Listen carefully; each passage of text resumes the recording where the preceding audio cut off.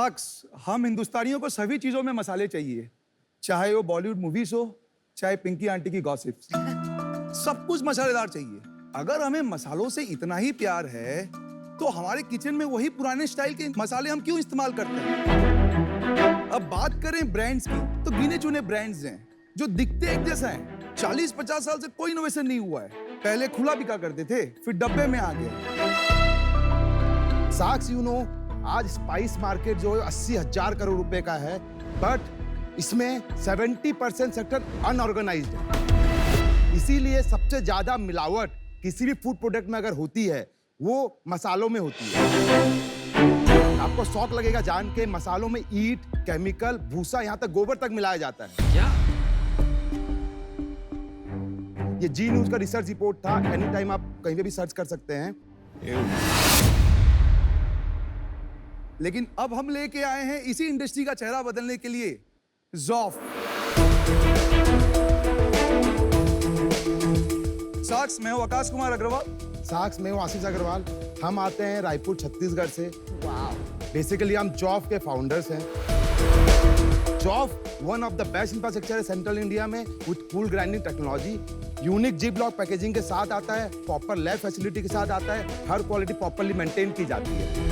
अपने ब्रांड की वैल्यू बनाने के लिए फर्स्ट डे से हमने शिल्पा शेट्टी को ब्रांड एम्बेसडर ले रखा है, ताकि लोगों का ट्रस्ट और बिल्डअप हो। 2018 में ज़ॉफ की जर्नी शुरुआत हुई थी। आज हमारा प्रोडक्ट हमारे वेबसाइट के अलावा इंडिया के top leading e commerce platform Flipkart, Cred, BigBasket जैसे में अवेलेबल है। ऑफलाइन स्टोर्स की बात करें तो लगभग 10,000 स्टोर्स में हमारा प्रेजेंस है, और हम होरेका में भी तड़का लगाते हैं। हमने हमारा विजन रखा है कि आने वाले 5 साल में इंडिया के टॉप 5 स्पाइसेस प्लेयर में बनेंगे, और इसके अलावा नंबर 1 ऑनलाइन स्पाइसेस प्लेयर बनेंगे। तो सर, इसी विजन में हम आपको इनवाइट करते हैं हमारी कंपनी में इन्वेस्ट करने के लिए, और आपसे डिमांड करते हैं 1 crore for 0.5% equity of our company. 200 crore valuation. बहुत ही मसालेदार स्टार्ट किया आपने। बहुत मिर्ची लग गई आपकी वैल्यूएशन से। सर टर्नओवर सुन के मैं और थोड़ी लगे और मिर्ची लगेगी। अरे मजा आ गया। आप दोनों भाई हैं? Real brothers. लगते नहीं हो बिल्कुल शक्ल से तो। जेनेटिक फैक्टर होगा, पापा भी गया होगा, मम्मी पे मैं गया होगा। आपके बाल भी ऐसे ही थे क्या 2 साल पहले? नहीं, मेरे आगे से काफी थे, इनके कम है। देखा है मैंने पुराना आपका फोटो। देखा? I envy your life. Your life क्या बोला? लाइफ वाइफ सुनाई दिया क्या? दोनों बोल दो ना, दोनों। No, you must envy my wife because she's married to me. Oh my God. तो आकाश एंड आशीष, शार्क टैंक पे आपका स्वागत है। Thank you. तो रायपुर के बारे में कुछ बताइए। मैं कभी वहाँ, मतलब I have never been to Raipur. Raipur is basically steel hub. बड़े-बड़े स्टील प्लांट्स हैं वहाँ पे। हम भी स्टील प्लांट से आते हैं, हमारा बैकग्राउंड भी स्टील का है, बट जब ये बिजनेस चालू किया रायपुर में, सभी को लगता है कि ये बिल्कुल डिफरेंट काम कर रहे हैं, स्टील छोड़ के ये कैसे कर सकते हैं। बहुत बढ़िया। अच्छा, एक बात बताइए, मैं तो काफी कुकिंग करती हूँ, स्पेशली जब अमेरिका जाती हूँ। हर एक के लिए मेरे एक अलग पसंदीदा मसाला होता है। तो इतने क्लटर्ड मार्केट में आपकी हिम्मत कैसी हुई घुसने की? मार्केट बहुत बड़ा है। आप पुणे में बैठे हैं, आप वो 3 मसालों को देख रहे हैं।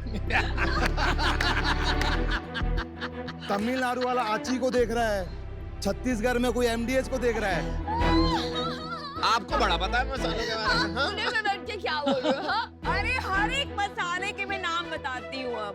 बताओ मैम, 4 मसाले बताइए आप।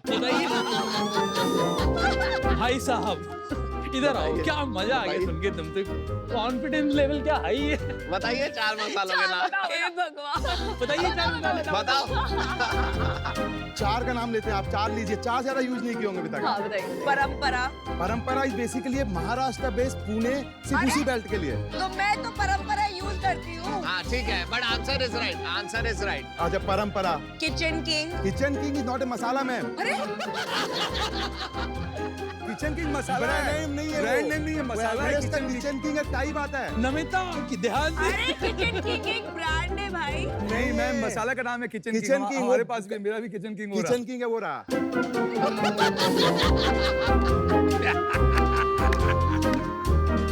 मैं बताता हूँ आपको 4। हाँ। ज़ॉफ, हाँ। ज़ॉफ, जॉफ एंड ये हुआ सर बात। ये हुई ना बात। यस, ये बेस्ट है। आप आपकी जर्नी के बारे में बता रहे थे कि स्टील प्लांट का बैकग्राउंड होके आप मसालों में कैसे आपने प्रवेश किया। मैम आई वाज हिस्ट्रिंग एमडीएच का मैं प्रॉफिट एंड लॉस देखा 2018 में। अच्छा। पता चला 900 करोड़ टर्नओवर में they are earning 400 crore net profit, क्योंकि इसका मार्केट बड़ा है, ग्रॉस मार्जिन हाई है और प्लेयर जो हैं ऑलरेडी सब रीजनल में बैठे हुए हैं। तो उसके बाद जब ये हमने स्टार्ट किया मतलब जर्नी मसाले का, तो वेरी फर्स्ट डे से जो एक अप्रोच रखा था जहां पर ये सारे ट्रेडिशनल प्लेयर बिल्कुल ध्यान नहीं देते हैं, वो ऑनलाइन सेलिंग का। उसके बाद जो हमारा बिजनेस बढ़ा है, हमने लगभग अगर 3 साल की बात करें तो ऑनलाइन में लगभग 400% का ग्रोथ किया। लास्ट मंथ 4.5 करोड़ का माल ऑनलाइन बेचा है। लास्ट मंथ क्या? 4.5 करोड़ का माल ऑनलाइन और and offline? Offline offline 2.5 crore का। टोटल लास्ट मंथ का टर्नओवर हमारा 7 करोड़ का है। क्या बात है भाई, अमेजिंग। उम्र क्या है? सर 35 साल 36 साल। साल। वेरी गुड यार, मतलब solid. Amazing amazing. Good job guys. Thank you sir. बोलती बंद करा दी। अच्छा, लेकिन आपने ही बताया कि रीजनल प्लेयर ज्यादा है, तो आप पैन इंडिया पहुंच गए कि आप भी थोड़े रीजन्स में कॉन्सेंट्रेटेड है? मैम ऑनलाइन प्लेयर को चाहिए कोई हमको प्रॉम्प्ट डिलीवरी करे। एवरेस्ट एमडीएच उनको सपोर्ट ही नहीं कर रहे हैं। उनके लिए क्या, उनका 2200 करोड़ का टर्नओवर आ रहा है डिस्ट्रीब्यूटर नेटवर्क से। ऑनलाइन उनके लिए सेकेंडरी चीज है। अगर एमडीएच को मैम आज डिमांड भी आया तो एमडीएच एक्सपेंशन नहीं कर रहा है। 1200 करोड़ से 1700 करोड़ जा सकता है, लेकिन नहीं चाहता है। भाई एक बात बताओ, एमडीएच वाले अंकल ने आपको कुछ किया था? नहीं। हाँ? उसे लग रहा है मुझे आपने कसम खा ली कि मैं इसका प्रॉफिट लेकर आऊं। हाँ डन है सर, इसीलिए तो है। सही है, सही तो है, कह तो रहा है। धंधे से ग्रॉस मार्जिन निकाल रहा है। हाँ। मैं देखूं तो सही ऐसा क्या कर रहा है वो आदमी।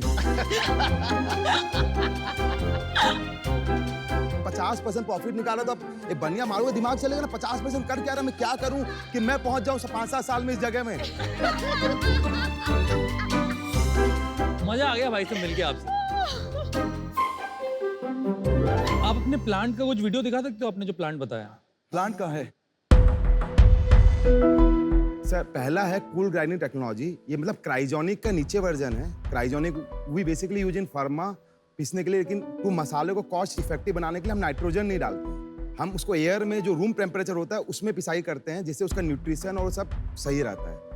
दूसरा है no dust system, no hand touch. ये प्लांट में एक बार आपने माल डाल दिया तो हैंड टच नहीं होता है, सीधा पैक हो जाता है।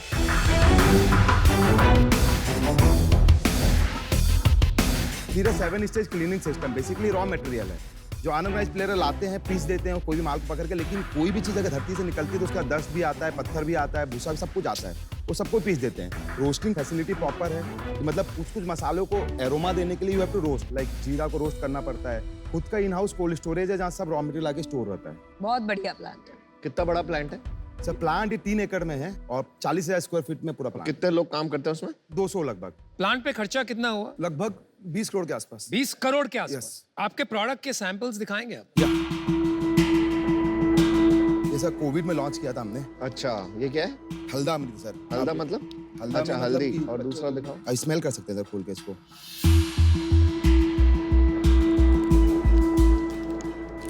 ये हल्दा में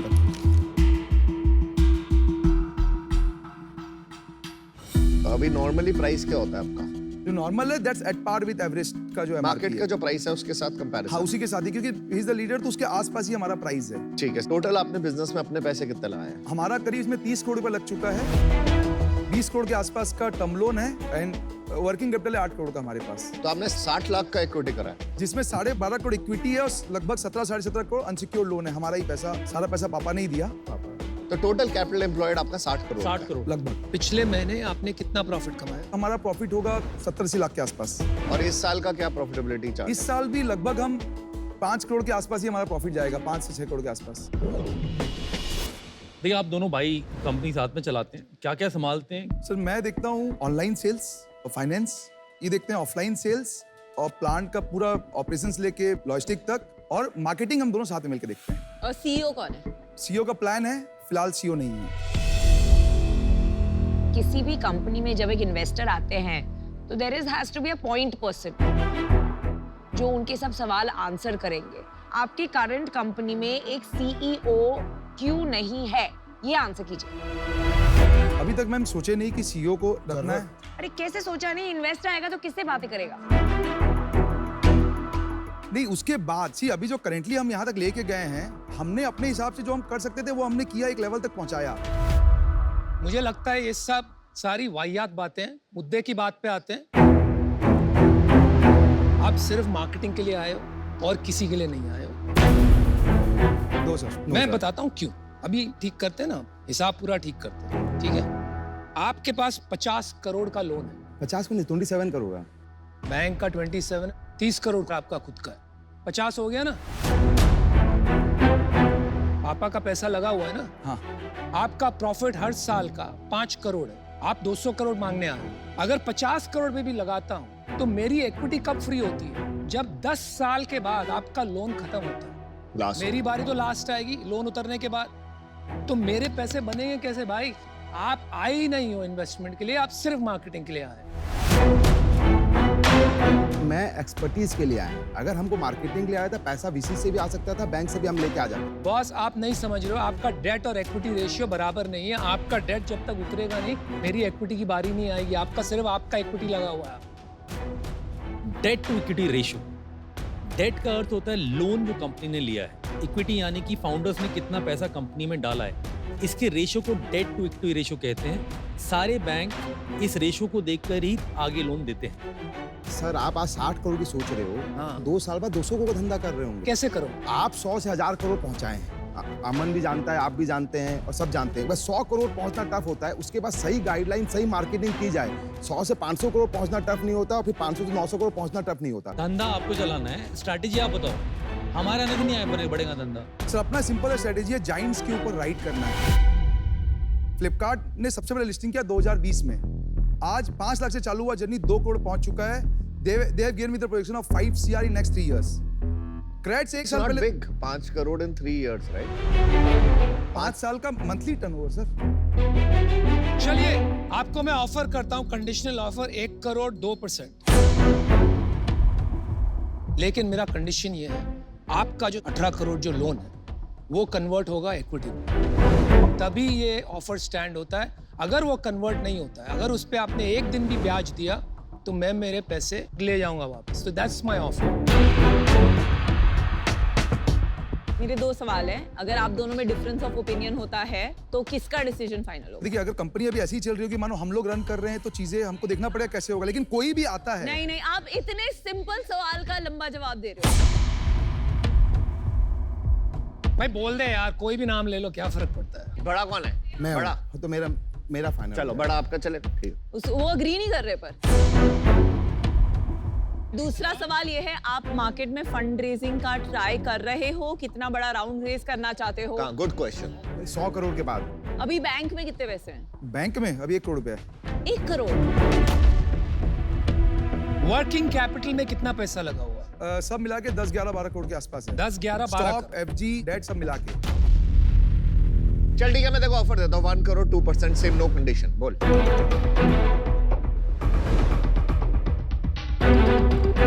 मैं आपको ऑफर देती हूँ 50 लाख 0.75%, तो इनसे बेटर वैल्यूएशन, और 50 लाख डेट। मेरी बात सुनिए, और मैं ऑफर लेके काफी देर से बैठा हूँ। आप एकदम कंफ्यूज लग रहे हैं, इसलिए मेरा offer done. I am out. ऐसे भी ऑफर यूजलेस ऑफर था, इग्नोर करो। ये ऑफर काम का था भी नहीं। हाँ, वैसे ही आप रिजेक्ट कर देते, हमें पता है।